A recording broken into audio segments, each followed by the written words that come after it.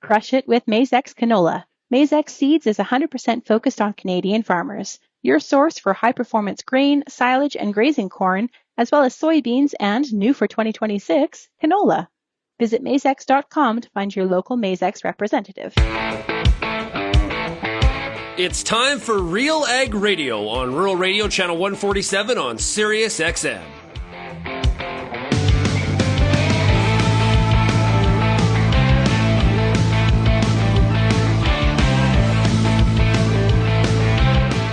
RealAg Radio and RealAgriculture.com is your home for insight and analysis of the issues that are impacting your farm business. Let's get real and get connected with RealAg Radio.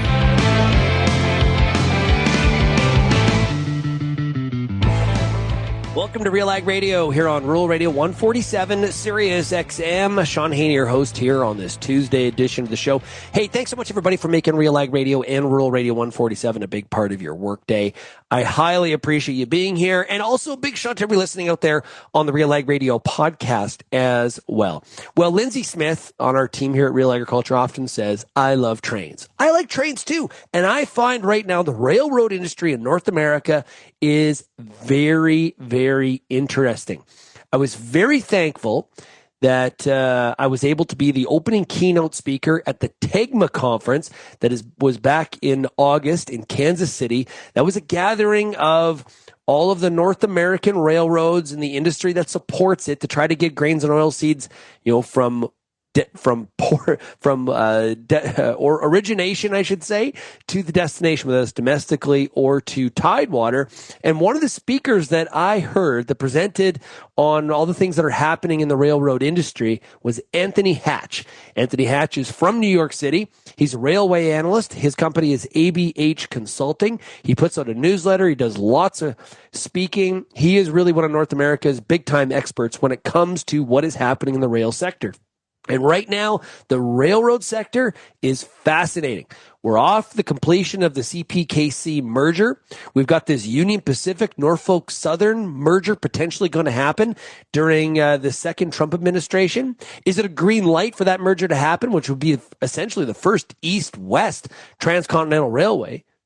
Maybe, maybe not, as we're going to hear from our guest today, Anthony Hatch. And whatever happens with that merger, what are the strategic options for the BN, for CPKC, for CN Rail, for CSX? This is going to be fascinating.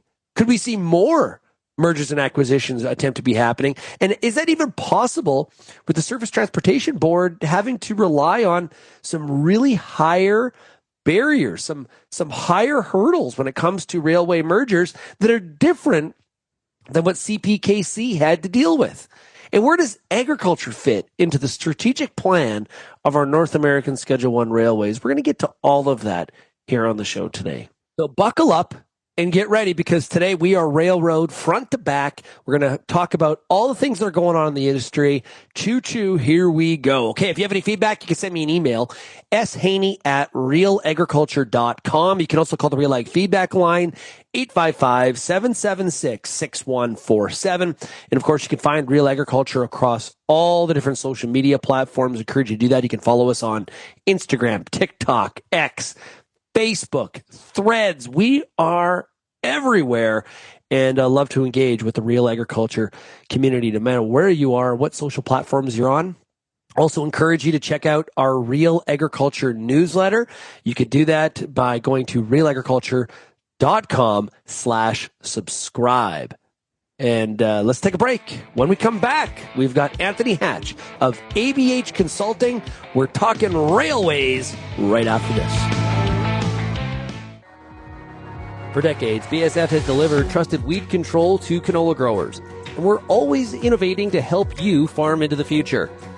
Introducing new Liberty Amp herbicide. With 20% more concentration, Liberty Amp offers superior weed control with lower use rates, and it's backed by the BSF Performance Support Guarantee. Liberty Amp, it hits harder and goes further. Learn more at agsolutions.ca/libertyamp. I'm Lindsay Smith, host of The Agronomist, and I want to thank you for tuning in for over 200 episodes of our beloved little program. Join me Monday nights, 8 p.m. Eastern on YouTube for our live and interactive agronomy Q&A.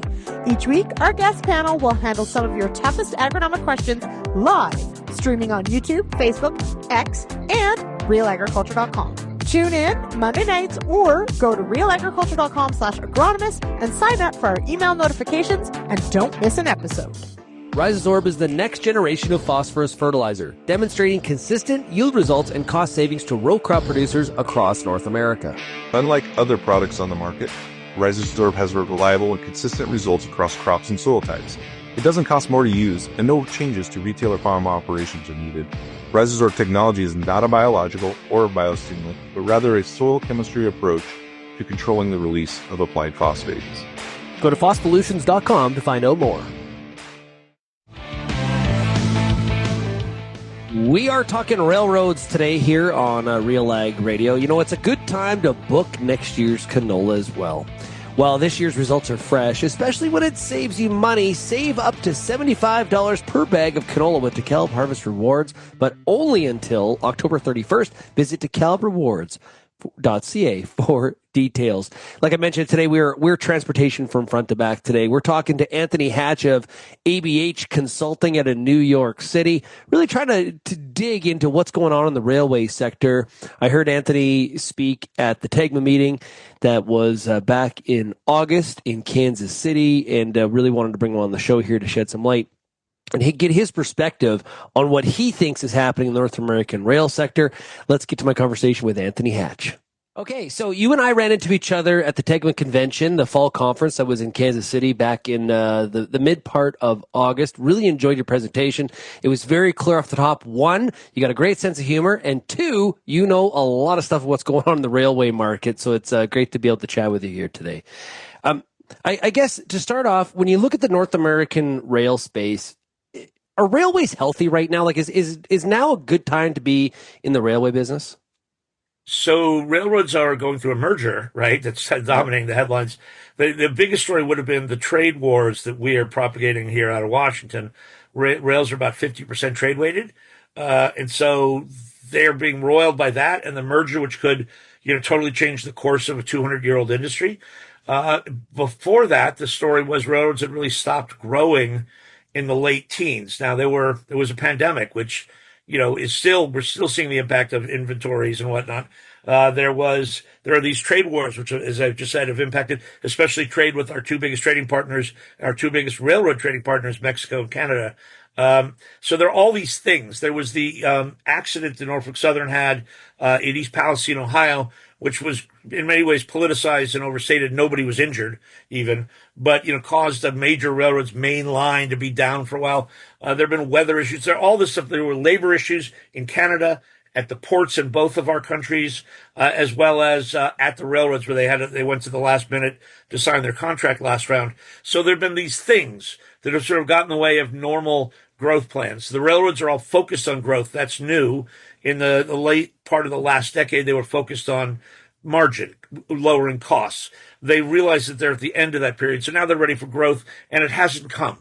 So that's frustrating. But if you look at this, from an outsider's perspective, railroad volumes have been pretty flattish, but they handle that just fine. The second quarter earnings, we're about to get to the third quarter, we're fine. That's sort of the story. Despite this headwind and that headwind, they're doing okay. Railroads are very well run. Their service levels, after a wobble post-pandemic, are back at sort of all-time highs. They generate tremendous cash flow. It's not as exciting as the period of time when they were growing in the rail renaissance period in the aughts and the early teens. They hope to get back to that. One answer may be a merger, where they grow and take back market share from the highway. Those were the really good days. But if these are the bad days, they're not so bad. Yeah. In the cost cutting period, that was the Hunter Harrison precision railroading, correct? Is that the era we're talking about? So yes, it started in Canada. He called it scheduled railroading. Then it became precision scheduled railroading, and nobody really could define what it is. And certainly Wall Street misunderstood it. But it's essentially lean manufacturing, moving your assets. If everything runs through schedule, that's great for customers. But it also means that you need to have the right number of people waiting at the intersection to change crews. They don't wait 6 hours and go off service. And you actually can use your assets, and those assets are track, a power, the cars you pull, the people that run them. All that stuff can be used more efficiently. In Canada, it was painful, but essentially created two really, really good service. And for most of the 21st century, the growth leaders in CN and then CP as Hunter moved from one to the other. In the U.S., the implementation as Hunter was getting older and dying, to be honest. He pushed it through at a faster pace than he had because he knew both where we were going to end up because he'd done it before, and he knew he wanted to be there to see it. That caused a lot of friction with labor, with shippers, with regulators and legislators, and PSR became kind of a dirty word. Ultimately, they've become much more efficient machines, and what they wanted to do is what Keith Creel of the CPKC has said is, after some period of focusing internally on our processes, it's time to look externally and re-engage with major stakeholders that we might have shortchanged, like communities, labor, shippers, and reorient ourselves to growth, to pivot to growth. And I would say the U.S., after a much more bumpy PSR implementation period, was ready to pivot to growth. Literally, if you go back to the January earnings calls that set the stage for the coming year, 2020, they all talked about growth. They didn't really talk about margin or operating ratio anymore. Then the pandemic hit in 2 months. And they've basically been reeling back. They've been sort of not controlling their own destiny. They've been a small boat in a raging sea, if in fact, ever since. And they're trying to get back to being in control. PSR is not the opposite of growth. In fact, with the scheduled railroad, you can grow more. When Kansas City Southern undertook it, they said, we're doing that to improve our service. And service begets growth, which the late Pat Onsmeyer famously awkwardly said. And Keith Creel still says we couldn't be doing these things. If we didn't have PSR in our DNA, the merger with KCS wouldn't have worked. We wouldn't be looking at growing here. That's the backbone. That's behind us. But it got sort of bastardized by short-term investors in the U.S. who focused merely on margin improvement. And, it's very easy in a downturn to cut headcount and improve your margin, but you start cutting muscle, not just fat. And I think the railroads have all realized in the last several years that the period of creating value by cost cutting is over. Doesn't mean you shouldn't be efficient, that technology can't play a larger role in the future. It certainly can, things like that. But it means that using purely your cost cutting as the driver to value, those days are behind us. It really needs to be growth. And growth can be accomplished in a variety of ways. Union Pacific and Norfolk Southern are suggesting it can be, provided through mergers. Other railroads are saying that's not necessarily the case. Yeah, and precision railroading, that became so popular that it was almost like how college football teams try to hire somebody from the Saban tree to run their program. Railways were doing, anybody that had, maybe been in a meeting with Hunter Harrison was getting hired. So I call it the CN diaspora, right? Anybody who had any, whether you were Canadian or not, because after all, Keith Creel is not, Hunter Harrison was not. But if you'd spent any time there, you could have walked on any other property and gotten a bonus, just if you'd just been through the headquarters in Montreal. There's still CN influence at every Class 1 railroad. You have the chief operating officers of both railroads in the East. You have Ed Harris advising BNSF. Obviously, you have Jim Venna at the Union Pacific. And, of course, CN is CN. But the CN is the mothership of all this. I used to think that was almost entirely a good thing because PSR was not as painful. I mean, it was awkward to change strategies and whatnot, but relative to the U.S. experience was a dream and created two really good carriers. And I thought if you weren't Hunter with some of his diplomatic, capabilities were pretty poor. But you learned from him. You were like the band of brothers. you'd gone to hunter camp, you'd gone through all these, long, long days, etc. And so you were a band of brothers. What I learned is it's the wrong HBO series. It's more like Game of Thrones. And so you have all these houses out there that, are all preparing for their own red wedding. They basically Hunter created, alpha males. And I say this, they happen to all be, or almost entirely be males. And he would put them in a steel cage and like shake it up and see who was able to stagger out. And so you have hyper competitive, hyper personal stuff going on in the industry, but at the same time, you have a core operating competency that they brought. So, the CN story is really the story of the last decade. We've got more of my conversation with Anthony Hatch of ABH Consulting coming up right after this quick break here on RealAg Radio, Rural Radio 147. Fall harvest has come, and every pass in the field matters. Tired of overlapping rows or missing spots? Meet the FJD AT2 Auto Steer System, your precision navigation partner this harvest season. The AT2 delivers 2.5 centimeter accuracy on any terrain.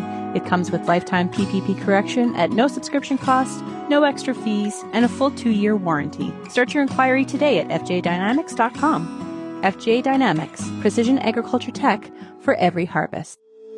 If you're involved in the agriculture industry, it's important to stay informed on all the latest issues affecting your business. At RealAgriculture.com, we offer fast, reliable news, information, and insights to help you keep on top of all of the latest in Canadian agriculture. Visit RealAgriculture.com and sign up for our free daily newsletter covering everything from news, agronomy, animal agriculture, and much more. Visit RealAgriculture.com/subscribe today.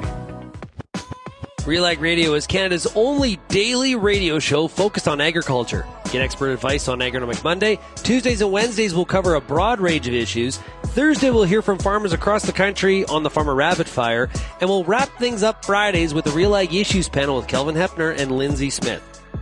Join us Monday through Friday at 4:30 Eastern. And don't forget about the replay at 7 in the morning on Rural Radio 147, Sirius XM.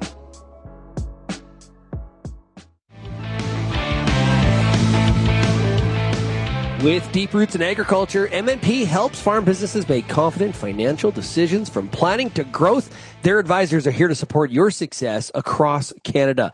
Learn more at mmp.ca. Well, today we're talking railways with Anthony Hatch of ABH Consulting out of New York City. Let's continue the conversation. You mentioned the merger. We've got obviously a completion of the CPKC, which created the first kind of North American north-south railway, as some described it. Now we've got the Union Pacific-Norfolk Southern, which would be an east-west connection. Yes. I guess how much room is there for railway mergers if that's going to be the way that growth to execute a growth strategy, if that's the way to go? So it's not clear. Most traffic flows east-west. There are 2 transcontinental systems already in Canada. One of the issues, though, is that there are merger rules that lasted up until 2000 when the BN tried to merge with the CN, and that was rejected. And new rules were imposed that were never tested. They were almost tested when Canadian National made an attempt to interject into the CPKC and try to pick up KCS. Yep. The new rules are more complicated. So the question is, a merger east-west would have obvious, although at this point unquantifiable, benefits. It would remove interline. So even if railroads are running well, they're all running very well right now, and you're running 90% on time, and you interact at Chicago or Memphis or Kansas City or somewhere with another railroad that's running really well, running 90% on time, the product is now at 81%, right? Anytime you hand off, you have the ability to, the option could be that you fumble that ball, yep. Right? That's when quarterbacks take a knee at the end of the game. You have 2 boards of directors deciding things. There's lots of reasons why single line service and making those interlines just a pit stop, just gas it up, change crews, and go. That can have huge benefits in capacity, speed, and most importantly of all, reliability. There's also, you would save money. You don't need 2 treasury departments or 2 heads of grain.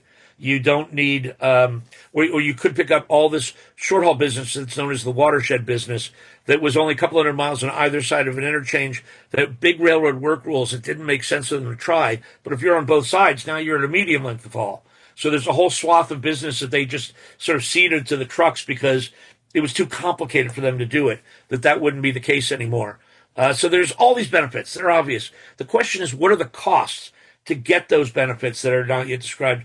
And those costs are that every stakeholder group is going to make a decision once the application is filed, likely in the fourth quarter, sometime before January 29th. And that decision will be support the merger, oppose the merger, or extort from the merger. And so, it's oppose, support, extort. And by extort, I mean that every stakeholder group, that's communities, that's labor, that's other railroads, and that's shippers, are going to go in and saying, because the books are open on a merger, I need access to Houston that I don't have. Keith Creel has talked about that, the CP. So the question ultimately is going to be, you spend this money for the shares of Norfolk Southern. You have to have some unquantifiable amount of money for taking your best and brightest and putting them in the war room for 3 years or 2 years and not doing deals. Then you have a deal that you cut with every one of those stakeholder groups. They've already done a deal with the brakemen and conductors, the largest union, that appears they didn't give much in concessions. Jim Venna, who is the Innovator of the Year at my RailTrends conference in November, is doing a great job. He's out there, heading off arguments before they start. But there's a lot of stakeholder groups out there. There's the chemical industry, the agribusiness industry, the auto industry, the steel industry, global retail. I mean, all these folks. And what people get confused by here in the States is they think of regulation as being a partisan issue. Democrats are for it, Republicans are against it. And that is not the case in the case of rail regulation, which is really an arbitration of big business interests. So we decide that the White House may support this merger because it's a MAGA thing. Doesn't really apply if you think that, for example, if the chemical industry, which is 10 times bigger, is mostly headquartered in Texas, right? If they oppose it, why would you then try to ram it down their throats? It's not clear, how this will play out yet. How the Independent Surface Transportation Board, not the Department of Justice as every other industry merger, but the STB, how will they decide? What will the other railroads do? They're all watching now, and they're going to come in with their handout and the knife in the back pocket. And at the end of the day, they'll make their assumptions, and the UPNS will decide it was worth it. I'm going to get so many benefits that this cost, that's a good deal. Or they may walk away. Or the other carriers are going to get their pieces and decide we've got enough pieces for free, right? If they get access into Houston for CPKC, they don't have to give anything up. They're not merging. They just get something. Yeah. Maybe they'll decide that's good enough. Or if this deal goes through without much of a hitch, without huge remedies, then you're going to see BNSF join with CSX to counter it and cause 2 U.S. ones. And then when we get a different White House that doesn't say dumb things like 51st state, well, the Canadians will join the party too. So this is what I was going to ask, because there's activist pressure, investor pressure at CSX to do something. Is the BN the natural partner, and is CN kind of left on the outside here? So a couple things about that. It's really strange that these are the same people that tried to disrupt Norfolk Southern. They're very mean-spirited, calling failed CEOs and, sort of tossing out mean words for no reason. It's a level of ungentlemanliness that I've never seen in my career. That's a terrible phrase. But how do you get the target to be a better target? Wear a tighter dress? I mean, what do we, they need somebody else to want to buy them. The Canadians, I think, are out of the picture now, primarily because of the tensions between our two countries. Can you imagine? One of the things that I've learned in my 30 plus years is that Americans tend to love trains. They don't really love railroads. Canadians love railroads. Like CP is part of the fixture of Canada. It saved British Columbia from being American. Yeah. Right? CN is a crown corporation. Can you imagine Mark Carney allowing the Canadian Pacific to be headquartered in Jacksonville, Florida? Right. I mean, the CN has a rule that the headquarters must stay in Montreal. In the past, they said, well, we'll just keep an office there. That doesn't really get in the way. You think they're going to have a post office box in the current political situation? And you think our White House would allow the headquarters of this to be in Montreal? I mean, these seem silly, but we're in a silly world right now. I think they will get involved if this merger takes place and it's a successful one. They don't end up trading too much to get that benefit package. then you will see the others have to replicate for reasons. The Canadians aren't directly impacted to any great degree. They're indirectly and over time greatly impacted because you can bundle contracts. You are now a national carrier for the auto industry, so I can move. I can offer rates that not just for this route here. So I think there's a possibility that the Canadians could feel really injured by U.S. transcontinental mergers. BN is just watching, right? Nobody else is going to buy CSX. It's CP already said so. I never thought first of all, they're half the size, right? Second, so I never saw that as a possibility. They're now officially saying that. So BN and all the other roads are just going to watch, and they're going to go to the hearings. They're going to plead BN has already said this merger doesn't make sense. And ultimately, if the STB decides it does make sense and we're not going to add a lot of remedies, all these people who are opposing it will then merge. And you can say, but you just opposed mergers. And they'll say, yeah, but you made me do it. You forced our hand. You created a behemoth here. So we won't know anything until the application is filed. And then 30 days later, the STB accepts the application or not. There are 4 things in the new rules. I'll just quickly say that never before have we had to satisfy. One is it has to be in the public interest. So that's where you could talk about, as Jim Venna has, taking trucks off the highway. It's axiomatic in the U.S. legislative circles and others that taking trucks off the highway is good. Railroads pay taxes on their network, and highways absorb taxes. They're safer. It's greener. It's more efficient. Even people who oppose rail interests will sort of say, as a matter of course, well, of course we want to take trucks off the highway. That's public interest. The second thing is, unlike past mergers where you had to maintain existing levels of competition, here you must enhance competition. That's not defined. I don't know what that means. I do know that does not mean taking trucks off the highway because the STB does not regulate the highway. That means rail competition. The third thing is you have to prove that the benefits you're talking about can only be achieved by a merger. And here you're going to see tremendous gymnastics by the Union Pacific leadership because they've been espousing their partnership with CN and Ferromex called Falcon, 3 railroads that run all north-south that run, they say, as fast and as efficiently as the single rail line at CPKC. So now they're going to have to say, well, we didn't really mean that. Clearly, partnerships are more difficult. They involve multiple decision makers as opposed to one. So speed to market, differing levels of commitment, how capital is spent are an issue. But if you can get pretty close to it, if I can get to 80% of the value, is that good enough? Does that mean, do you risk to get to 100%? Do you take the risks of a merger, the implementation risks, et cetera? I don't know the answer. The STB will tell us that answer. And then the last piece is they have to consider the follow-on effects. And that could be all these other mergers I talked about. We could see 6 Class 1s go within 6-7 years to 2. I'm not sure. We could also see there'd be one transcontinental, the others happy with the spoils, or we could see that rejected. But they've got to consider that.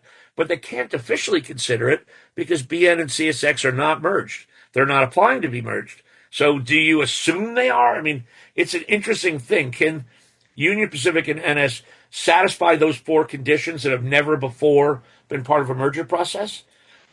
Will the White House weigh in and try to do what they've done in other areas? They have fired a commissioner, although most people think it wasn't for this reason.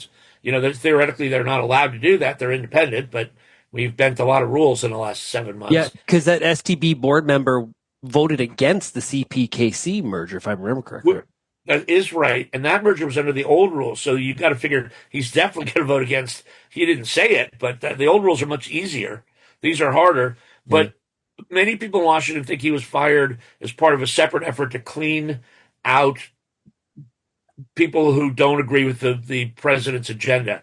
They actually said that when they fired him. And while I don't take everything they say, I take a lot of salt with their commentary, that one I think might have been right. Most Washington folks think this wasn't merger related. Subsequently, he has talked about the merger, the president, and about meeting with Jim Venna, and he used it once to justify bringing troops into Memphis, and another time, to talk about that. But, if the White House thinks it through, and here's another if if some of those other industries oppose the merger or want extremely large concessions like open access, why would the White House want to get involved? Because those other industries are bigger.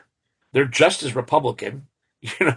It's not like if you're talking about regulation like environmental and a community does want a pipeline, there is a liberal and conservative, you could see, oh no, we're going to be in the picket line. No, business needs a pipeline. That's what's going to happen.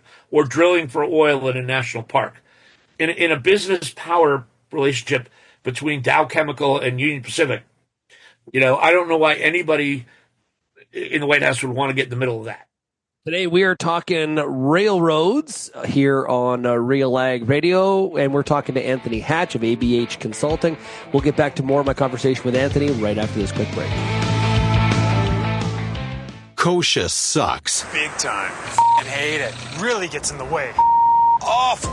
But not anymore. Get a head start on tough-to-kill weeds like kochia this fall with Volterra EZ and Fierce EZ Soil Active Herbicide. Apply after harvest before freeze-up for up to 8 weeks of extended control in pulses, soybeans, and wheat next spring. Volterra EZ, Fierce EZ for kochia.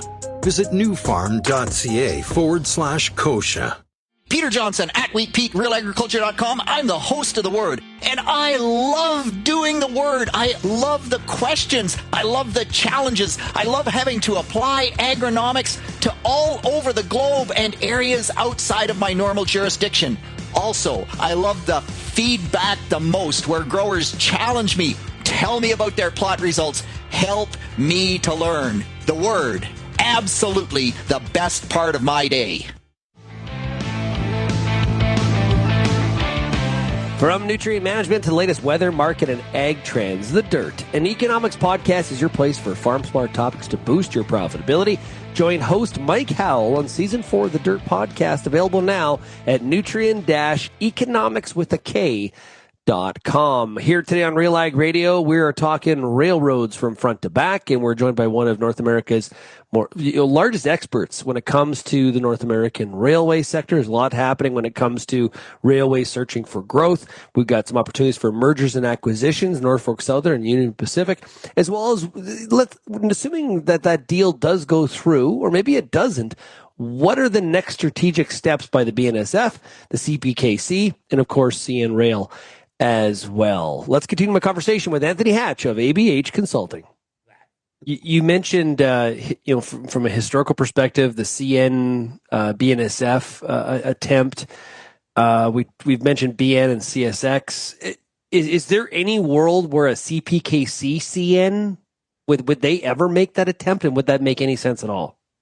That's a totally different kind of merger, and I don't fully know all of the Canadian antitrust rules. That's a parallel merger. Yeah, these mergers are to the thing. The idea is you're extending your haul to the, like CPKC, they stopped at Kansas City. Now they go all the way to Mexico City. And so there are all these, they could bring long haul corn in there, and there's, they serve the auto industry a different way. Those two guys merging, they'd save a lot of costs, but it's a different, my guess is they wouldn't really be allowed. Certainly in the United States, they'd have no chance, no matter who's president, because that would be, no way that would enhance competition. In effect, you would be taking one competitor out. Yeah. Okay, good. Just trying to understand the landscape here. This is awesome. And one of the things is here, there's only so much track, and the barrier to entry, once we remove a Schedule 1, the chance that there's going to be a new Schedule 1 at some point, that at all, that doesn't seem possible, is it? No, it doesn't seem possible. Yeah. Jim Vena has said he's not going to give any concessions. This isn't socialism. It's interesting. He's wrapped himself in the American flag in discussing Lincoln, who put the first transcontinental railroad, our golden spike that linked California to the east. And he's talked about American jobs. He actually disparaged a CN, CSX competitive deal because that was growing Canadian jobs. And, isn't he from Winnipeg? I mean, he's, the fact is he went to the White House. He may have our passport, but as far as I'm concerned, jobs are jobs in North America. Like Canadian jobs, fine. I'm not really sure why that's become a bad thing. He's trying to replicate the patterns of thought of what he thinks will be the decision maker. I'm still on the side that the decision maker will be the very thoughtful members of the STB, who are led by a chairman, Patrick Fuchs, who's incredibly bright. And I think they relish the idea of, opining on the biggest deal in 200 years of railroad history. So, yeah, I'll leave it with that. Okay. So, from a competitive standpoint, you mentioned roads several times. Are highway tractor trailers, the roads transport, is that the competition for railways? For the most part, yes. I mean, and they're winning. Railroads have lost share in the last 10 years after gaining share. They were deregulated in 1980, a little later in Canada. But if you look at the first decade of this century, railroads are gaining share back from the highway by running intermodal services, doing really innovative, exciting things. By the end of the last decade, in the 18-19 period, that began to taper off. And with the gyrations and labor shortages caused by the pandemic, and the massive amount of truck capacity built to carry pelotons to your house in Arizona and then carry that peloton back afterwards. There's too much truck capacity. Railroads have lost share. That is, if you're looking at future growth, it's going to be from the highway. There's business development. There is closer interaction with short lines. There is, the growing economy will all help. But the things that you can really control are highway competition. And that is the competition for the most part. So, there are rail-to-rail competitive things. Canadian grain, rail-to-rail competitive. There are rail-to-rail competitions that are resolved by where you site the plant. That's business development. We've got a great site. It's going to be here. Could have been on CSX. Now it's on Norfolk Southern. But for the most part, when you're talking competition, not to the STB because they don't regulate highways, it's the highway, and the highway's winning. Even cross-border to Mexico, where it's been growing double-digit, 13% year to date. That's a great number by transportation standards.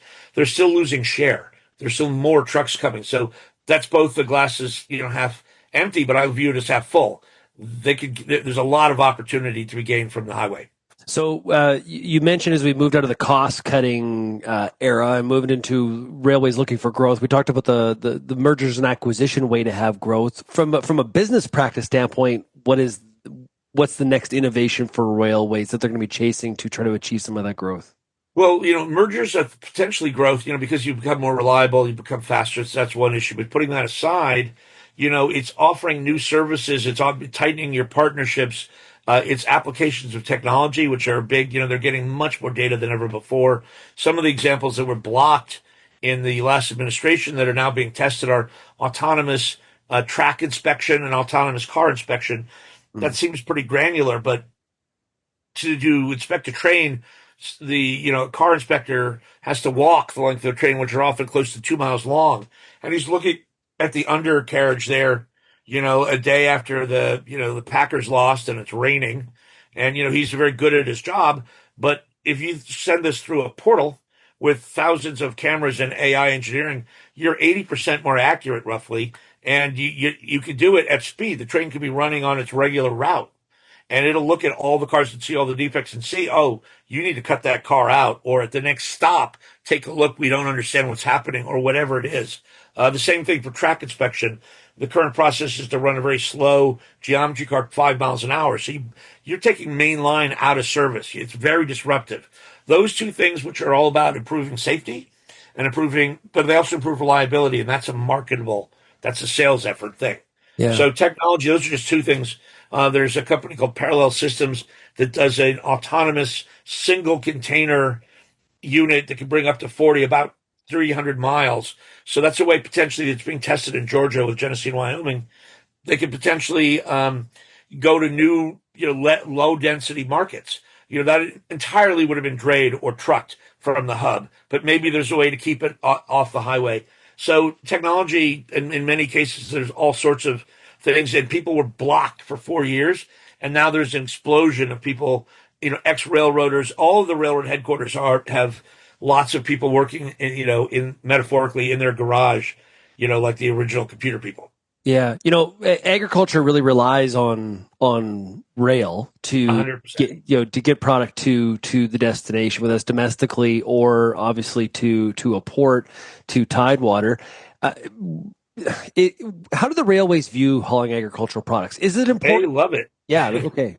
So explain that, because I think a lot of times farmers are like, oh, they prefer to haul energy. It's higher margin. And so there was a brief period of time when the Bakken shale was booming, 3-year period.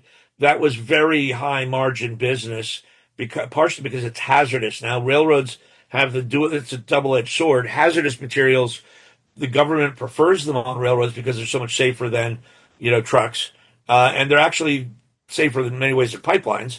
Lac Mégantic being the awful example that's not always the case, but you get paid more for that. Not enough to risk betting the company that happens if something bad happens. But, in the case of BNSF, which ran in North Dakota, they were at some point preferring, because they all this volume came out of North Dakota all at once. And they had capacity for normal business. They took a year and a half and spent a lot of money to add capacity. Railroads are pretty flexible in the fullness of time, but not if you have a boom. They can't handle a gusher, right? Because in the middle, they've got to come in. So farmers are pretty upset about that. Export grain, long haul, is great margin business. It's, from a rail perspective, pretty simple. It runs in unit trains. You don't need to make up a train. Origin at the elevator, destination at the port. They love that business. They compete hard for that business. It's always interesting in Canada that's regulated. In the U.S., it is often not. It's one of the few commodities left under SCB purview, but you can take it out of regulation by signing a contract, and most of it is contractual. So they love that business. Now, on the U.S. side, our government, in its wisdom, has helped destroy end markets. For example, our decoupling of China takes our biggest soybean market, handed it over to the Brazilians. They've helped create Brazil as an agriculture. They were a power. Now they're a superpower. So there's some worry about where are the end markets for corn and soybeans. But BNSF and UP primarily, where everybody carries grain, but the big ag rail carriers, that is good business for them. And that is, that's why TEGMA and NGFA and others will be weighing in on this merger. And it may be one of the commodities where it can help. They supported CPKC because that single line service of Iowa corn to Mexico City was a great business. And it still is. That's our largest U.S. export market now. Now, it was growing and it would have been important, but partially is China's been collapsing.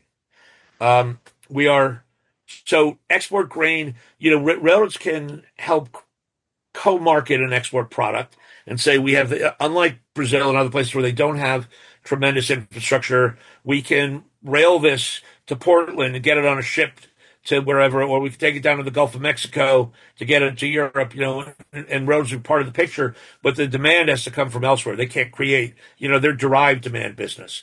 If they weren't there to help, you wouldn't even begin to think of selling this export grain. But since they are there, they have to wait for someone to want to buy the grain, and that has to do with government issues and things they can't control. Canadian grain situation, although regulated, which always sort of cracks me up, they're a little bit more in control of their destiny. It's much more we have a much larger domestic market. It's a split. I'm talking about percentages.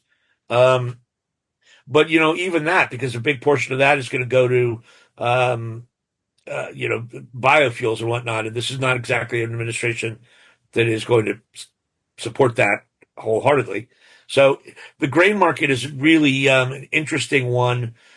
We continually read here in New York and in the States about the depression in the farm economy. Now, input costs have gone up, and prices of grain have gone down. We just had Farm Aid, that great Willie Nelson concert. I've been a couple times. Didn't go this year. I can't remember where it was, but it wasn't in the East.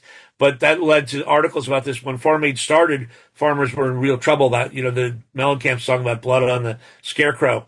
And then we had a pretty good period for a while, and now it's crisis period again. So it's going to be interesting to see. And it's also interesting for me to see that these states continually vote for an administration that does not seem to support their interests.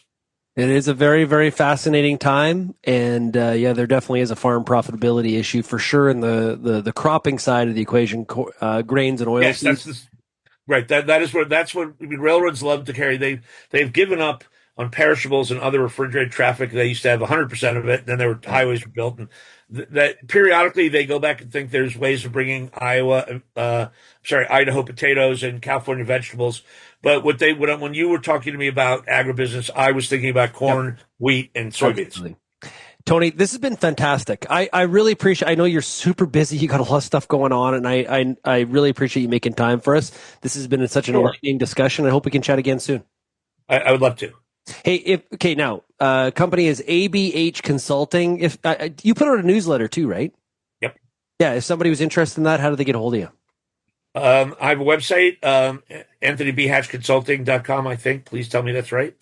Or at anthonybhatch@gmail.com, and I can tell them all about it. And I'd be happy to do that. And send me a link of this when you're done. Absolutely. Anthony, thanks so much for joining us here today. Absolutely. Good to talk to you. That was Anthony Hatch of ABH Consulting. You know, there's a lot to decompress around some of the things that he said. We're going to do that when we come back. You're listening to RealAg Radio, Rural Radio 147, Sirius XM. Built on over 100 years of seed innovation and unwavering commitment to farmers, Pioneer 100 Series canola hybrids deliver a step change in yield performance and agronomic traits. This isn't just better canola, it's different canola. Pioneer 100 Series. Contact your local Pioneer sales representative or visit pioneer.com/100 series to learn more today. Whether you're running a farm operation, in a career within an organization, starting your own business, looking for your dream job, operating a company in agri-food, or want to hone your overall life skills, this conference is for you. Celebrating over 10 years of bringing women in ag and food together, join the Advancing Women Conference in Niagara Falls on November 23rd, 24th, and 25th. Visit advancingwomenconference.ca for more information and to register.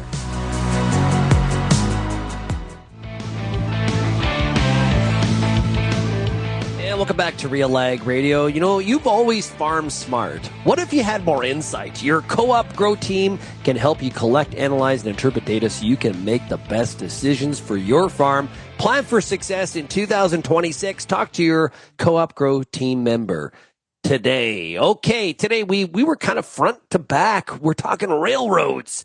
And we had a great time today with Anthony Hatch of ABH Consulting out of New York City, and I'm glad I was able to bring that entire discussion to you here today on RealAg Radio. And of course, want your feedback on what you heard. I find this whole area so fascinating. Agriculture relies so much on the railways to get product, not only from the farm to some sort of domestic destination in Canada and the U.S., but also, of course, to port. And if you're farming in North Dakota or Manitoba, you know that you need the railway to efficiently and cost effectively get that crop from the elevator to the port and tidewater as smoothly as possible. And if the railway was not there, well, you know what? Settlement of the West would not look the same if you want to go back to the 1800s as well. So railway is a fundamental part of not only your monopoly strategy in the board game, but also for agriculture's future as well. So if we look at the conversation today with Anthony Hatch, I think there's 5 points you kind of pull out of it, okay? So number 1, railways are operationally strong, but growth is elusive, okay? Like how do you grow revenue in a railway? You only have so much track. What are some of the creative ways that they do that? And one of the ways that they're focusing on is M&A activity, mergers and acquisitions. And that's where we are. That's where we were with the CPKC. And that's where we are now when it comes to Union Pacific and Norfolk Southern. So and one of the pushes for that growth is the fact that they cannot extract any more costs out of the system. The cost-cutting era is over. Precision railroading that Hunter Harrison made so famous at CN and CPKC, and really the people that he mentored. They as Anthony Hatch called it. What did he call it? The CN dysphoria. The precision railroading has run its course. Okay. And so now what has to happen in order for Wall Street to look at the railways favorably, but also for customers to look at the railways favorably. There was a big pushback from agriculture and some of those cost cutting because agriculture really thought that it was going to be pushed to the side. Hunter Harrison did not have a real friendly relationship with agriculture. I can remember that when I was much younger, some of those fights. The number 3, the UP-NS merger is a major regulatory test case. And we heard this from Anthony in terms of one of the criteria is enhancing competition. And so how the STB looks at these new hurdles is going to be very fascinating. And I think, before I talked to Anthony, I had sort of thought that this probably had a pretty high probability of going through because of how the Trump administration looks at mergers and acquisitions. Both companies are American. That's going for them. But one of the things that Anthony pointed out that maybe I hadn't thought about enough, and maybe you had, but this is the fact that a lot of industries that are much larger than the railways and are just as Republican or, White House supporting might have a bit of an issue with this merger actually happening. The other thing that really caught my eye is when he said, the possibility of going from 6 Schedule 1 railways to 2. That, boy, would that be a jolt. I'm fascinated where the CN and CPKC fit into this because they're both Canadian corps working in a North American market at a time where, think about this.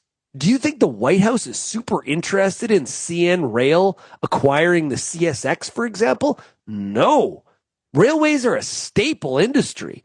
And so that's a preventative thing. And then you have the situation where if the CPKC and the CN push back hard on this UP-NS merger, does the STB or more so the White House, does the White House even care? Because they're not American based. It's a very fascinating time. And the domestic politics back home in Canada for both those railways and how Canadians view, the need to keep those railways as Canadian as possible. It is, there's a lot of interesting variables when it comes to this, the timing here of all this M&A activity potentially going to be happening in the railway sector. Okay, number 4, highway trucking is still the key competitor. Maybe we think about rail competition, but there's not a lot of, they don't all overlap. And so, if you've got do you think in Canada, in Canada, there's even parts where the CN and the CPKC don't really compete, because there's sort of territorial and how things were sort of built and structured. So highway trucking is still a big competitor for rail. When I was at that TEGMA conference, there was a Mexican railway that talked about this in the fact that their real competition is the highways. And he was answering that in terms of, okay, now that the CPKC has been approved, is that creating some troubles for you as a Mexican railway? And he said, no, not really. It's trucks. Trucks are the competition. So that was kind of fascinating. And number 5, agriculture freight is a strategic priority for the railways. And we heard this from Anthony Hatch. I thought it was a really key point that he really very much emphasized. I know sometimes there's a relationship of friction, so to speak, where, farmers like to complain about the railways. Railways like to talk about all the great things they're doing for the industry. Anthony Hatch laid it out is that there's profit in hauling agricultural freight, and it is definitely a strategic priority. It's a constant. It's a consistent supplier of product. Of course, the crop size goes up and down. Railways are sort of out of the perishable good game.